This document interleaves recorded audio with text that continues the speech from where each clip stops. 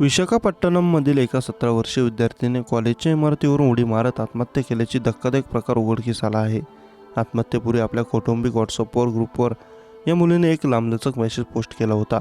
या मेसेजमध्ये तिने माझा लैंगिक छळ झाला असून मी याबद्दल कॉलेज प्रशासनाकडे तक्रार करू शकत नाही, कारण माझा छळ करणाऱ्या माझे अश्लील फोटो काढले असून ते पोस्ट करण्याची धमकी मला त्याने दिली आहे, असंही नमूद केलं आहे। माझ्याबरोबर शिकणाऱ्या इतर काही विद्यार्थ्यांनीच लैंगिक शोषण झाल्याचा दावा या तरुणीने आत्महत्येपूर्वी लिहिलेल्या मेसेजमध्ये केला। मेसेजमध्ये या विद्यार्थ्याने तिच्या ताईला उद्देशून "सॉरी ताई, मला जावं लागणार आहे" असंही म्हटलं आहे। आत्महत्या केलेली विद्यार्थिनी विशाखापट्टणममधील पॉलिटेक्निक कॉलेजमध्ये शिकत होती।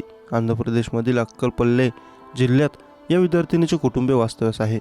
गुरुवारी रात्री 10 वाजता या विद्यार्थिनीच्या पालकांना कॉलेजमधून फोन आला। तुमची मुलगी बेपत्ता आहे असं पालकांना कळवण्यात आलं। त्यानंतर पालकांनी तिला अनेकदा फोन केले, मात्र तिने फोन उचलला नाही। अखेर पालकांनी पोलिसांकडे मुलगी बेपत्ता असल्याची तक्रार दिली। अखेर शुक्रवारी मध्यरात्रीनंतर या मुलीने तिच्या कुटुंबियांना व्हॉट्सअपवरून मेसेज करून "मी ठीक आहे आणि तुम्ही काळजी करू नका" असं कळवण्यात आलं। "फार टेन्शन घेऊ नका आणि माझं नीट ऐका। मी तुम्हाला सगळं काही सांगू शकत नाही की मी निघून चालले आहे। बरं, मी सांगितलं तरी तुम्हाला ते समजणार नाही। माझ्याबद्दल तुम्ही साऱ्या गोष्टी विसरून जा। मी तुमची माफी मागते। आई बाबा, तुम्ही मला जन्म दिला आणि लहानाचं मोठं केलं यासाठी मी तुमचे आभारी आहे। माझ्या आयुष्याचा धडा संपत आहे", असं या मुलीने कौटुंबिक व्हॉट्सअप ग्रुपवर पोस्ट केलेल्या मेसेजमध्ये म्हटलं।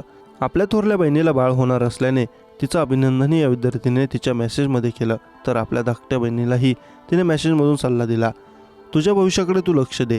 तुला ज्या विषयाची आवड आहे त्याचं शिक्षण घे। कशाहीमुळे तुझं लक्ष विचलित होऊ देऊ नकोस। माझ्यासारखी इतर गोष्टींपासून प्रभावित होऊ नकोस। कायम आनंदी राहा आणि सुखात जग", असं या विद्यार्थीने आपल्या धाकट्या बहिणीला सांगितलं। आपल्या वडिलांना उद्देशून या विद्यार्थीने आपण आत्महत्येचा निर्णय का घेत आहोत हे सांगितलं।